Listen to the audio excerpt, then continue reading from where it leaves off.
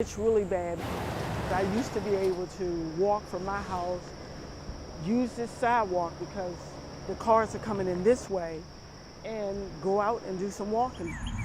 But now I can't even walk the sidewalk. Patricia Harris showed us just how bad a sidewalk has gotten in the Marlton IV subdivision of Upper Marlboro, where she's lived for the last 31 years.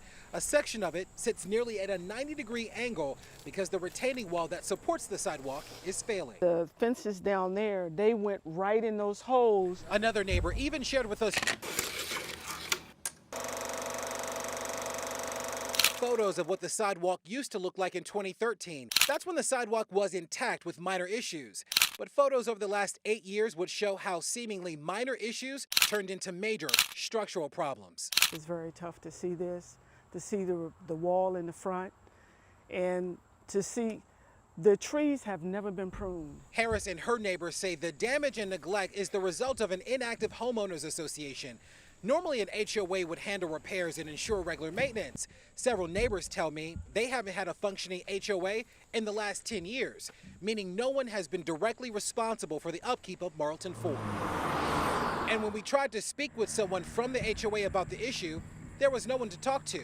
Harris told us it wasn't always like this. When I first purchased the home, we had one of the residents, he was an accountant, so he did the HOA. So we paid him monthly on a monthly basis, and everything was pretty cool. I mean, it was nice. But she says once the original HOA president moved, a management company was hired to maintain the property. Then after a few years, she says the HOA dropped the management company and decided the HOA would manage the property itself yet again. A couple residents up front said, well, look, we can manage our own development. So I started paying them, but everything started dropping off. And as you can see, this is what we have now.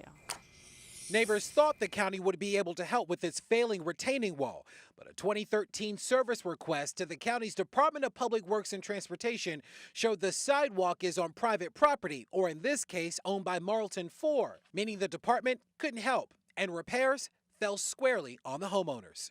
But they're in for sticker shock. Estimates suggest total repair costs could exceed $200,000, meaning each homeowner could get a special assessment of more than $8,000 each. I'm retired, so it's not something I can stomach. Homeowners reached out to State Delegate Marvin Holmes for help. The very first step that I'm attempting to assist the HOA with is to revitalize the HOA.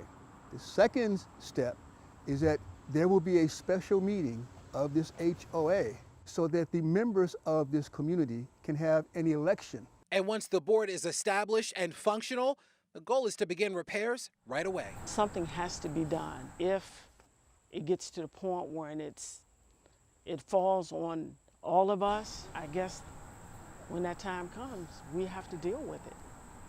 Maryland doesn't have a state agency dedicated to ensuring HOAs throughout the state are compliant with state law. If there are issues with an HOA, complaints are submitted to the Office of the Maryland Attorney General. Since last year, Prince George's County now requires condo associations and homeowner associations to conduct reviews every 5 years to ensure they're collecting enough money or have enough in reserves to meet maintenance costs.